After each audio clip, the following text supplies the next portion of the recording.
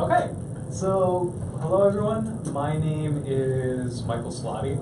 I am a web developer primarily focusing on Angular, but I also do a lot of Geo stuff for work and for like personal fun. So this talk is near and dear to my heart. So, give a little introduction. So what we're going to be doing today is I'm going to be demoing and kind of showing how we build an application that it's going to do a few things. The first one is we're going to grab a user's location, primarily their latitude and longitude, and with that information we are going to query all the restaurants that are relevant to the user. And by relevant, I'm specifically looking for restaurants that are near the user. And from once we get all those restaurants, we're going to put them on a map so the user can actually see it. Because me just querying it and then console logging a JSON object of objects does nothing for a user. They actually need to be able to see it on a map. So that's going to be what our application does. So how would this look? If you were to open up this application or do something like this in New York City, you would open up the map, you'd go to Firebase, you'd make your query, and what ends up happening is, depending on how large of a data set that you have, you're going to end up with something looking kind of like this. And the problem with something like this is roughly 27,000 restaurants, and as a user, this means nothing to me. Manhattan Island has disappeared. There is no Central Park. There's nothing. It's just a sea of red. The other issue with this is because I'm querying on the client's device. When the user goes to this and it queries and it hits all 27,000 restaurants and it loads it and then tries to render it, if they're on a mobile phone, it's going to freeze or crash. And depending on your computer, it's also going to crash or be really laggy. And we were tinkering with this earlier today, where we dragged it and like 5 seconds later, it moved. But this is Manhattan, and we're not in the East Coast. So let's see what this would look like in Chicago. Okay. So pulls up around the Google Office with the our URI here marker, and you notice nothing's happening, but I promise you right now, I'm actually trying to zoom out. We're gonna sit on this for a second. Okay. This is fine. This is fine. This was expected. Oh, too much. Yes, I promise you, I was zooming out and like. No, go back in. So if I was a user and this is what I ended up having, this is by far one of the worst experiences you can provide to a user. I'm gonna see if I can close that tab. You zoomed out so much you saw that. Right? Okay, there we go.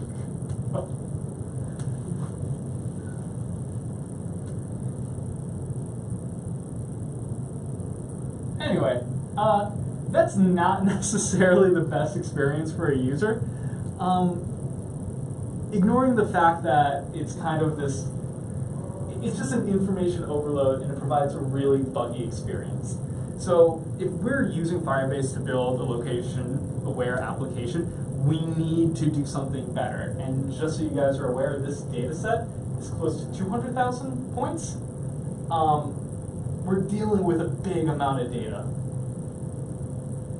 So, problem is, hundreds and thousands of markers are too many to render on a map. A user's browser is going to lag or it's going to crash. So what are some of our possible solutions? The first solution we have are fusion tables. Is anyone familiar with what a fusion table is? Okay, simply put, a fusion table is a tool, and it's in Google Drive. You can create fusion tables from there that it'll essentially pre-render data for you. At least that's what I use it most frequently for. So let's say if you are a Stop and Shop and you have maybe 100 locations, that's not going to change that often. You can put that information into essentially a spreadsheet, and if you give it lat longs or you give it an address, Google will create a server-side render a layer for you that you can just drop that layer on top of any map. And because it's been rendered on the server on Google's side, and the markers aren't being popped and generated on the client side, works really, really well. But there's some problems with that. One problem is, well, it's not cool, but one problem is that information is static. It's just information that you predefined in the Fusion sheet, and then it gets rendered out as a static layer. Another problem with this, it doesn't really address the issue that we're providing an information overload for our users. It doesn't matter if the performance was solid when I was showing 20,000, 100,000, 200,000 markers on a map. If everything is just red, it means nothing. It means nothing to a user if they can't distinguish anything relevant to them. So what's a possible different solution we could approach it with? Well, if we want to look at things that we can do on the client, we can do clustering. The Google Maps API and library provides a clustering logic where you feed it all the markers you want, it'll auto-generate clusters, and as you pan and zoom in and out of the map, the clusters will decompose and then the markers will be placed individually. But if I zoomed out on Chicago, what will end up happening is I'll see like a red circle and it'll say 200, and then probably because the CSS is going to be wonky because it doesn't expect 200,000, the comma 000 is going to bleed outside of that marker. So that's not going to look good. And while we're not rendering that much, that many locations at the same time, we're still loading all that stuff into the browser's memory, which again isn't going to be a good solution. So we're getting better. We're approaching something where we're avoiding user stimuli overload, but it's not going to improve our performance. So what's our next solution? What we really want to do is to make Geo-queries, queries specific to the user's location. That way we can cut down the amount of markers or amount of locations we're going to search for, and then we only show the content that's contextually relevant to the user. And this is what your applications like Tinder and Uber, OkCupid, I say the dating sites because I've been on them recently, but that's what these applications do. You don't care about someone or let's say a driver that's 20 miles away. You want a driver that's maybe closer to a mile away from you. So when Uber goes to find what driver is best for you, they're not going to search that far. They're going to take your location, search specifically near you, and provide that information. So your location as a user, or for the applications you provide your users, that location they give you is really important to provide applications that are contextual to the user. All right. So that seems really easy, and if we just want to do that, make Geo-query, and that'll be that. Cool. But if we're using a tool like Firebase as for our real-time database, what are some limitations that come into mind? Does anyone have any idea why Firebase might make this difficult? Okay, so if you were using Firebase, you're only able to query on one field of data. If I need to do something based on latitude and longitude, how would I do that?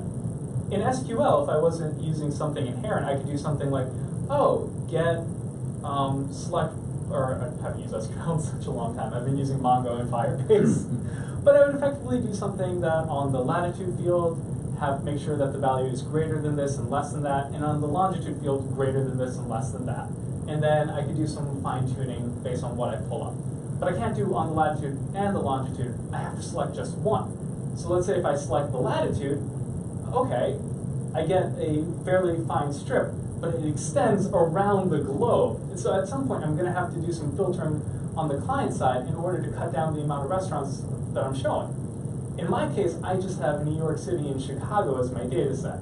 If you're building an application that's being used by users around the world, it's going to be a much bigger data set than the 200 plus that I'm using right now. Okay, so slight issue. The way we're going to address this is with a concept called geohashing.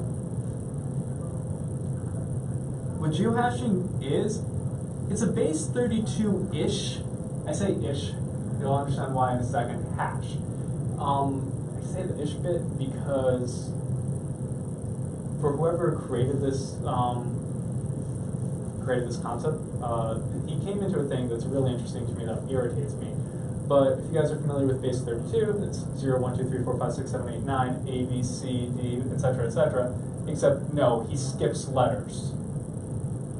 Yeah, I don't have a good reason to this, but it made it really hard when I was originally writing my function because I couldn't just use a conversion from base 2 to base 32. I had to create my own function in order to address the fact that he was skipping letters. So base 32-ish. And it alternates between latitude and longitude when it's composing this hash. I kind of like to describe it as a two-dimensional binary search between the latitude and longitude because on the Earth we have our latitude ranging between negative 180 and 180, and our longitude ranging between negative 90 and 90. So as we alternate between lat long and do a binary search against that, we're cutting off parts of either. So considering we're roughly, let's say, being in this region, I think 40 and let's say 43 and negative 80, latitude 40, longitude negative 73, something like that. Regardless, that puts us in the northwestern part of the globe. So that cuts down the bottom, it cuts off everything to the east. And so with just those 2 bits, we've confined us to a quarter of the map. And we just alternate between that to begin to confine our space. And what's really important is that the precision of our search and the precision of our hash is based on the length of the hash. As the hash continues to grow, the accuracy of our hash increases. So let's take a look at what that would be.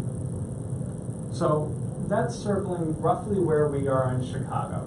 And if I was to split the world in half, we're starting with our latitude. Which side of a dry erase? We're drawing this, maybe, hopefully.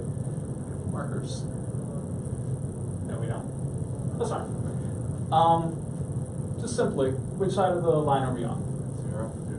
Right. So we've just cut our latitude range from negative 180 to 180 to just negative 180 and 0. And so the first bit that we're going to push in is going to be a 0. Okay. Now we cut again in half, going with the longitude. Are we on the northern part or the southern hemisphere?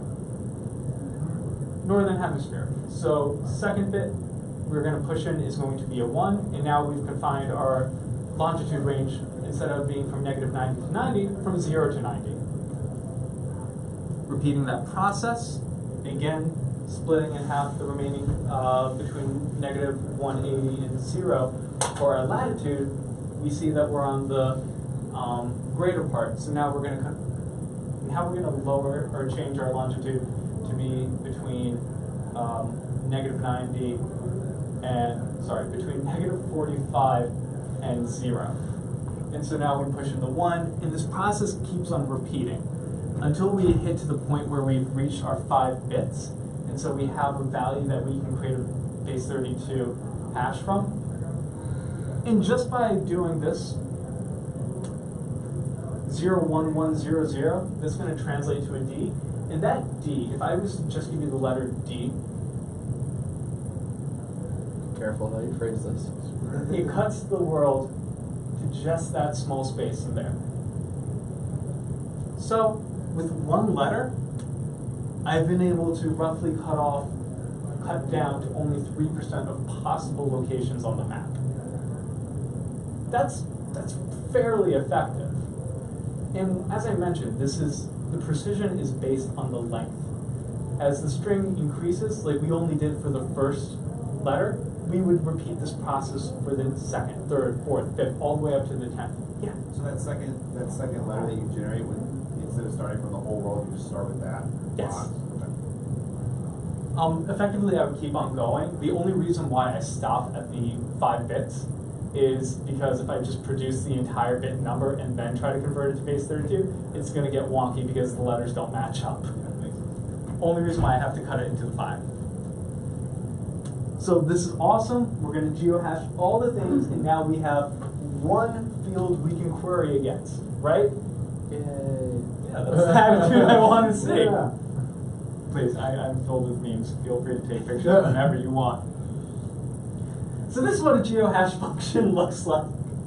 And like I said, it's kind of a binary search, but this isn't exactly fun, especially when we get to that temp when we're doing the logical shifts, because I hated having to do this in digital systems, and now that I learned how to do my LSLs and LSRs, I still hate doing it. And what's worse is because of how funky the base values are, this is me hashing it. I have not written the function to unhash it. I don't want to write the function to unhash it. None of you should want to have to do this. There needs to be a better solution.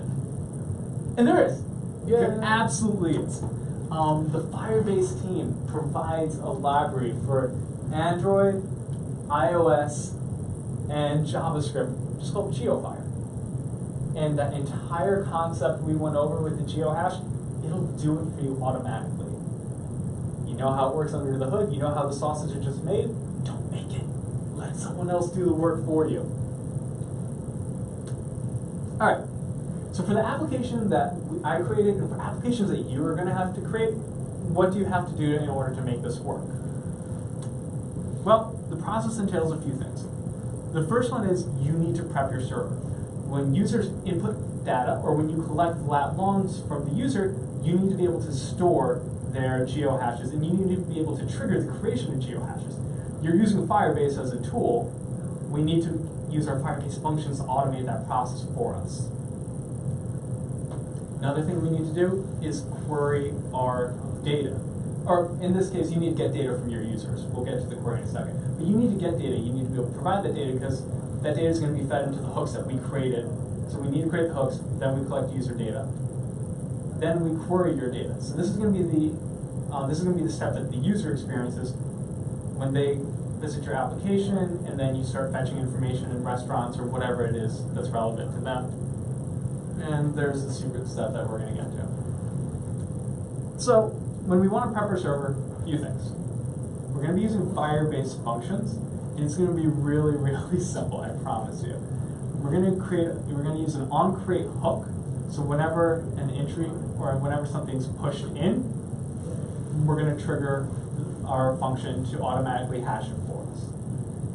Let's get some Geofire. So this is what our function looks like. I have the onCreate, so once we push, or when we push a new item into our restaurants collection, I'm using Mongo-like terms, play along with me, please. When you push a new element into your restaurants collection, we're going to trigger this function to run. First thing we're going to do is we're going to instantiate a Geofire object. This is part of the Geofire library that's going to automate this entire process for us, so we don't have to write our own funky hash functions. With our Geofire instance created, next thing we're going to do is we're going to grab the event and we're going to extract the data that the users inputted. Now that we have the object that's been pushed in,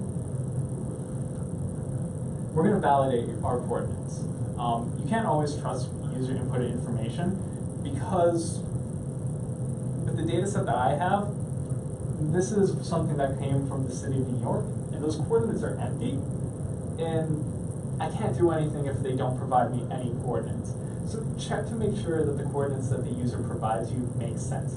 That might involve ensuring that it's between the range of -180, 180, and -90, 90. So check the data, make sure it actually makes sense. And then you just add it to Geofire. That's it. Now, something that has confused people, and I want to make this explicit now so you guys have a better understanding how the Geofire library works. It really creates more something like an index for you to query against. It doesn't modify the original objects that you pushed into Firebase or that your users have pushed into Firebase. So you see that I'm using set. And then the first argument is the ID of the restaurant. That's because I'm going to be matching the ID in my Geofire collection to what the user created object was. And then the second argument I pass in is the latitude and longitude, or the coordinates in an array. So what it's going to do is it's going to hash those coordinates and it's going to associate it to an ID. That way when you query against Geofire, it's going to give you these objects that include all the IDs to the actual collection that you need to go against. So again, this is really just creating an index for you to query against. Cool.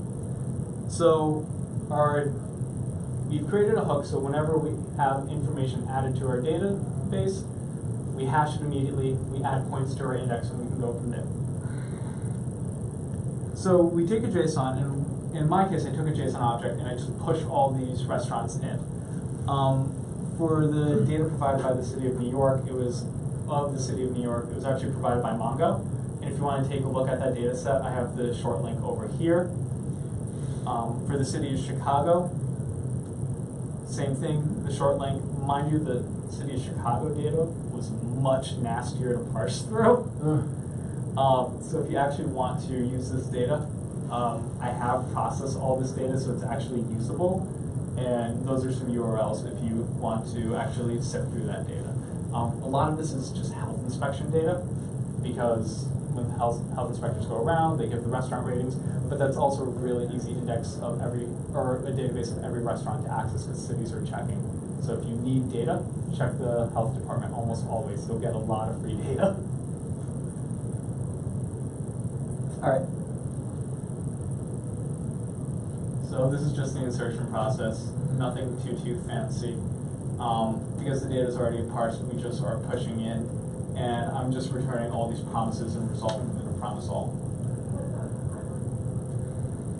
So our next step is to query our data. So we take the user's location, we query based on that user's location, and we check if any of the points that we've queried have already exist. My point being is, while I am standing here, I have a very specific latitude and longitude, right? Absolutely. But if I move over here, I definitely have a different latitude and longitude, and there might be more restaurants over this way that I'm closer to, so I have to make a new query to ensure that I grab those new restaurants as I get closer. Problem is, when I make that query, all the restaurants that I queried there are already there, and it's going to be re-queried. So now I'm going to have duplicate data. So I'm just going to do a quick check to make sure that if I already have locations that I did for my query over here, remove them. I don't need to deal with them. I don't need to store them. After that, I'm going to sort through those locations. Because if I have old information from over here and I have new information from over there, some of the points that might have been from a little bit further back might not be as relevant as points that are here, here, here, or here. So the next step that I do in this application, and again, is worth considering, is do a sort of the location of these points that you have to the user's location. Sort it by distance, so you're only keeping the locations that are closest to the user, so we can start to trail off locations that are further and further away from the user that we had queried before.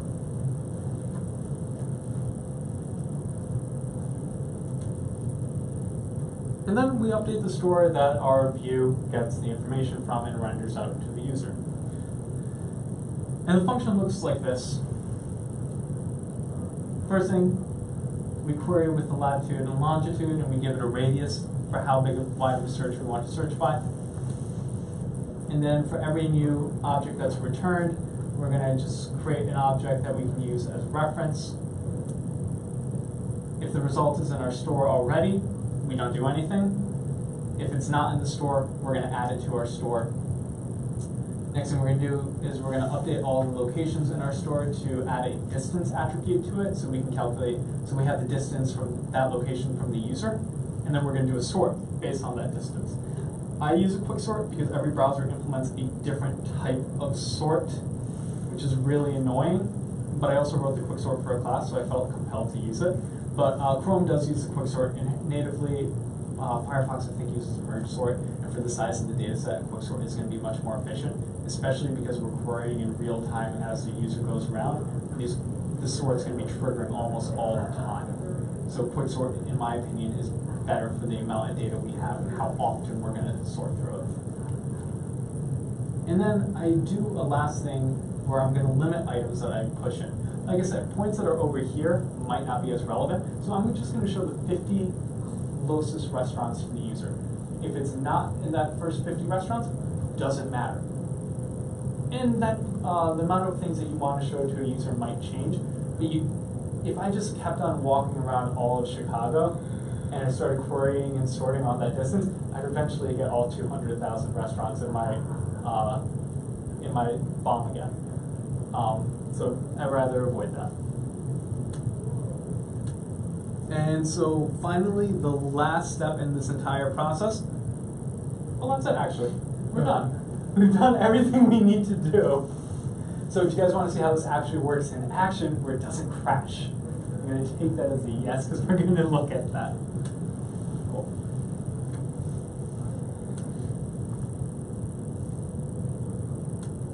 And so all those actually.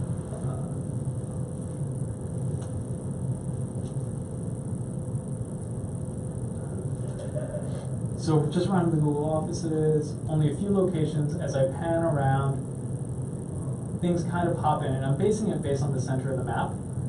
So once it stops panning, it's going to query, should query. I also have a few other limitations on here for speed. There we go. And what these are doing, these are actually just indexes. So when a user selects one of those indexes, I then go query the actual restaurant information. So if I click here, Credit Sushi Cafe, it's roughly 1.1 miles away. Because I calculated the distance from the user, I can actually show that information as well.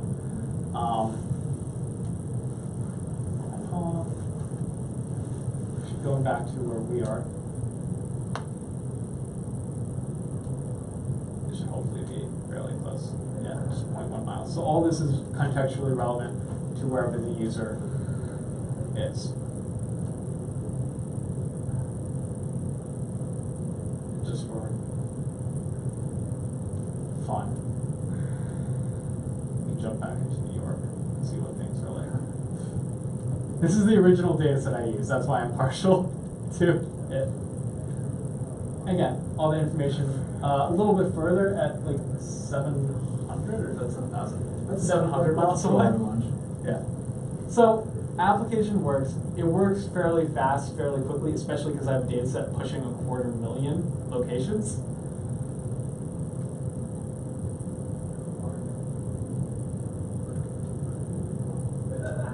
And if you guys are interested in the Codebase, because even though I mentioned that I'm an Angular developer, I try to do as much of this in JavaScript, like pure JavaScript as possible, the Firebase specific stuff.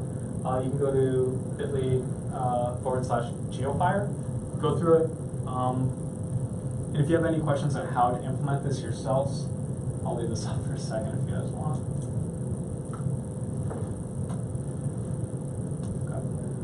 I'm available on the web on GitHub, LinkedIn, Medium, Twitter. My handle for everything is Michael Solati. My email address is me@michaelsolati.com. So pretty much any way you have any questions that you want to ask me, just something at Michael Solati, and you will eventually find me. If you guys have any questions? If not, we can like rip apart the code.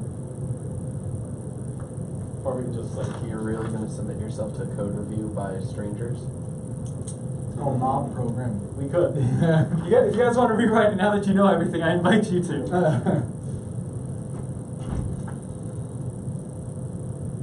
Yeah, let's see the code. Alright. I'm actually going to shift off of this split because this is actually painful to do. Or in the interest of time, if you want to like narrow down to a specific gotcha. To be honest, I finished 12 minutes ahead of time. That's why I'm trying to pad right now. You mentioned that this is like a real case that you worked upon, right, before? Yeah. The company I work for called Checkmate Digital out of Connecticut, we have an application where that was primarily focused towards refugees leaving countries like Syria, where we wanted them to be able to find places that would be considered safe locations.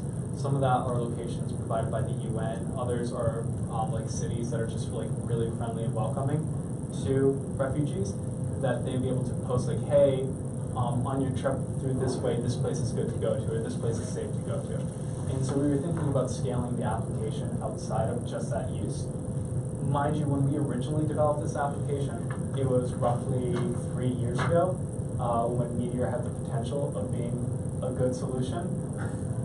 The times have changed. So we were looking at redoing this in Firebase. This has been a process we've been slowly doing. And for a while, we realized, oh, great, Firebase isn't going to cut it for us. We're going to have to go into Mongo and just like use one of our old Mongo data set. And then like, okay, well, maybe we can make something work. So I started doing like, I discovered this whole geohashing thing through efficient Google searching. And that function that you saw was my first attempt at writing it. I think I'm actually like my 20th. Like it was one session, but I wrote it so many times with it not working until I realized that base 32 issue. And then when I was done with that, I'm like, oh god, we're gonna have to undo it. And then my boss did a search geohash in Firebase, and we found the Geofire library. So it's a project we're working on now, redoing this. And this tool, this methodology, has made it ridiculously easier for us, especially when we want to show contextually relevant information. What about the performance? Like, what other performance issues that you faced? Using Firebase and Google Maps and BI? Honestly, nothing yet. We don't have a massive amount of users using the application right now. We're in a kind of hidden beta sort of thing to figure out how it works. But we've been using Firebase for different applications, and we haven't noticed a significant issue. And I can say that over the course of the past 48 hours, maybe 24 hours, I've been prepping the data set for this talk in those, and so I've been pushing in data, and I've been making sure that those hooks work. And considering I've done close to 1 million on-crate hooks in the past 24 hours, and I haven't had any issues with that, I feel as if it's standing up fairly well. But there were some performance issues, so I can actually show how I approached them. This wasn't necessarily on Firebase ends, this is on my end, and these are considerations you may want to take into account. If I was to do this as the user is panning in real time, and I say this application is in real time, there's a few different tricks that I'm doing to prevent performance from like falling over. The first thing I do is there's the center change function that I'm triggering, and there is an idle that I'm doing. So I'm going to just go through the center change and the idle real quick. On the center change, no, it's not the center change function I want. So let's go with the idle. So when a user, as you pan around, it's going to be considered an active state. When it stops, you actually can't read that. Sorry about that.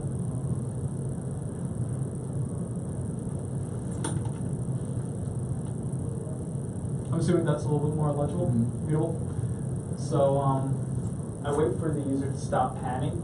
That's when I'm going to update the location for the center of the map, because if I was doing it as they were moving around, that query is going to be triggering all the time. So I wait for the panning to stop.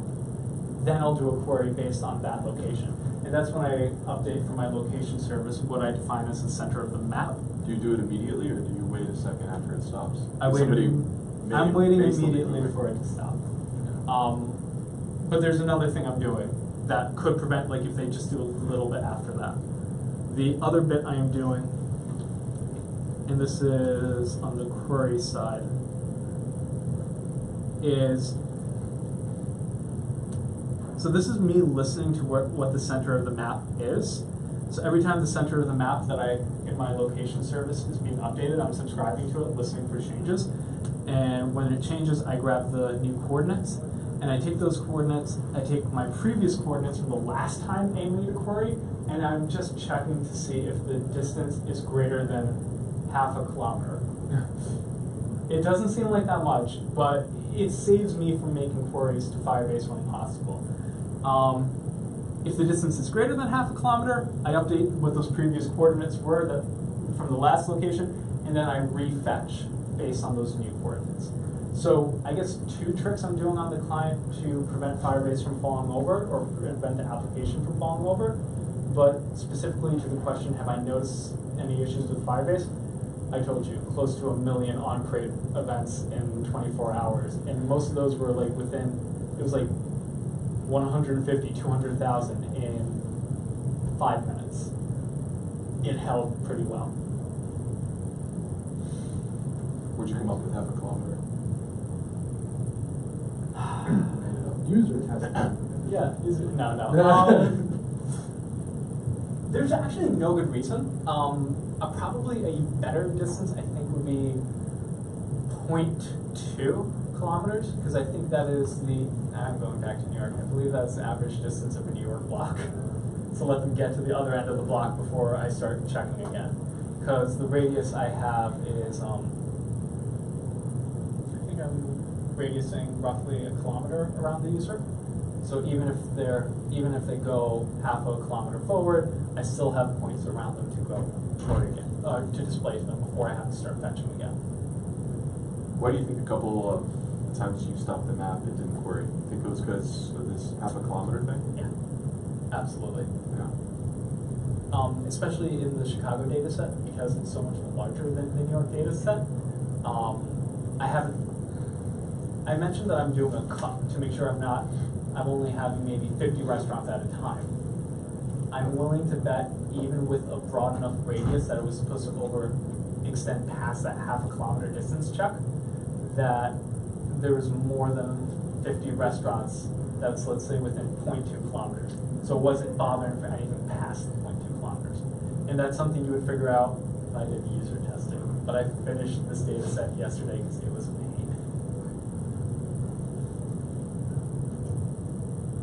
Out of curiosity, how many of you guys do applications that is mapping based? Cool. How many of you guys are going to? Better.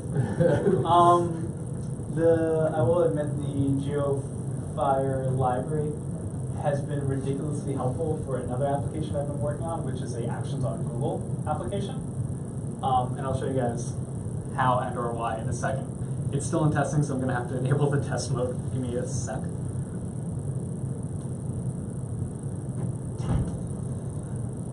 That's not what I wanted, but that's why. Console Actions Google.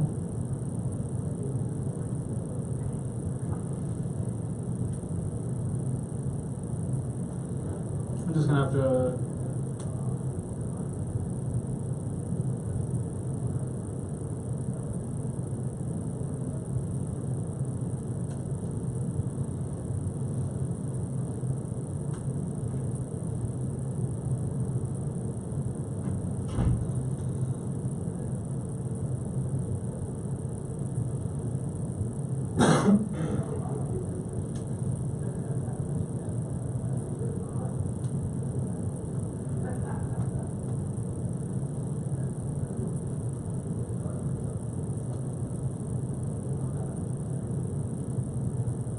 this will work because it was developing it and I've been using ngrok, so I've been testing it locally server. So I'm going to update it to the actual live, which hasn't been touched in a while. Okay, yeah, so it's pointed to the right location.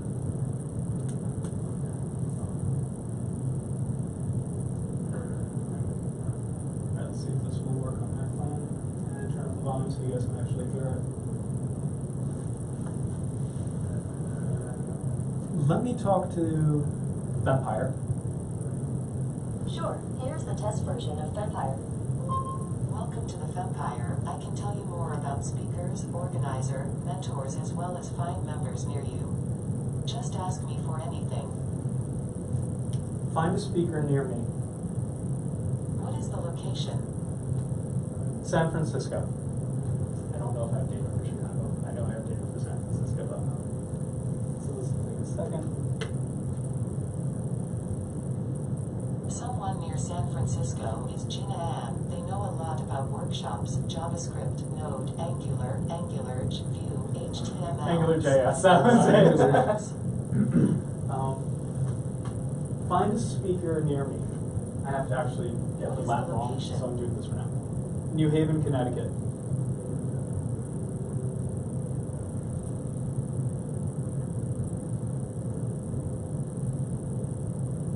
Someone near New Haven, Connecticut is Lisa Langcourt. They know a lot of... So it's what I'm doing right there is I'm grabbing the location that the user gives me. I'm doing a geocode with the Google Maps API. And once I have that lat long, I'm querying against the speakers, mentors, and organizers that I have. And then I'm fetching, I'm randomly grabbing one of them and I'm returning that data. So if you're building an Actions on Google application, you could implement, you can use the Geofire library as well in order to find stuff that's contextually relevant to a user. It doesn't just have to be restaurants on a map. So maybe you might not build a map app, but if you build Actions on Google, you can do this as well. Any last questions? Because I've padded up to the time I needed to go. All right, guys. Thank you.